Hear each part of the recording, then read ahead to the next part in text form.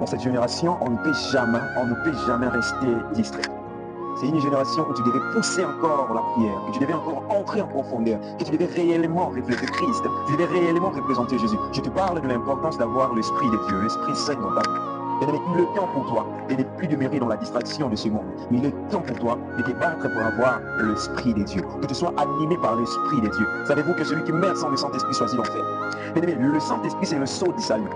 Si tu meurs sans le Saint-Esprit, tu choisis l'enfer. Je tiens à me demander comment tu peux savoir comment te comporter sans que tu aies l'Esprit de Dieu. Comment tu auras des révélations. Comment tu peux distinguer que cette chose ne plaît pas Dieu. Parce que lorsqu'on vit en fonction de la chair, on ne peut pas plaire à Dieu. C'est ce que la Bible est en train de dire. Alors, pendant que tu as la grâce de vivre, tu te rends compte que Dieu t'a donné le temps de vivre. Tu dors et tu te réveilles. Bats-toi, entre en profondeur. Demande à Dieu de t'inspirer plus. Demande à Dieu de t'animer par son esprit. Bats-toi d'être animé. Bats-toi d'être baptisé par l'Esprit Saint, l'Esprit de Dieu, l'Esprit de Dieu. La Bible est en train de dire dans Romains chapitre 8, verset 9. La Bible a dit, pour vous, vous ne vivez pas selon la chair, mais selon l'Esprit. Si, du moins, l'Esprit de Dieu habite en vous. Si quelqu'un n'a pas l'Esprit de Christ, il ne lui appartient pas. Celui qui n'a pas Christ n'a pas le salut. Alors, si tu n'appartiens pas à Christ, c'est-à-dire que tu choisis l'enfer, il faudrait avoir l'image de Jésus, l'autorité de Jésus. Le Saint-Esprit nous ramène à l'état de la création. La Bible a dit, il nous a créés à son image et selon sa ressemblance. Et lorsque nous avons le Saint-Esprit, nous ramenons. On rentre à l'état de la création, l'état de la ressemblance de Dieu à l'image de Dieu.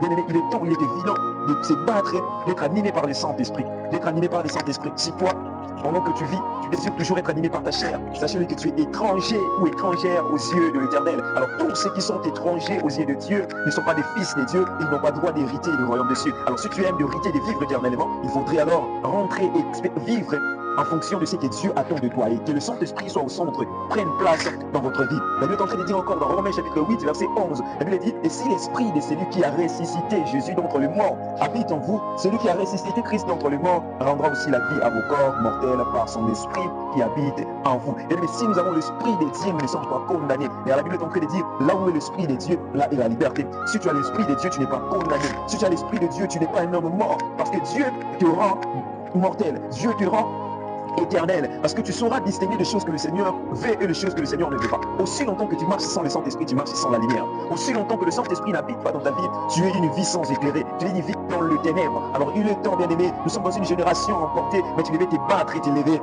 Tu devais avoir les infos célestes. Celui qui a l'Esprit de Dieu, c'est une personne qui s'actualise en tout moment. Même pendant que tu es en train de vivre, tu ne sais pas des airs qui suivent, mais tant que tu en auras, il faut toujours t'actualiser parce que le Saint-Esprit te montrera des manières à vivre, la manière dont tu devais te comporter, la manière dont tu devais saper, la manière dont tu devais parler, la manière dont tu devais voir des choses. Ça, c'est les Saint-Esprit qui vont t'enseigner des choses. La Bible a dit, il vous montrera des choses. Peut-être les serviteurs, les apôtres, les pasteurs, les évangélistes ne vous ont pas montré, ne vous ont pas enseigné, mais le Saint-Esprit est mieux placé pour vous enseigner. Alors, il est important d'avoir le Saint-Esprit. Il est évident, il est très important d'avoir le Saint-Esprit.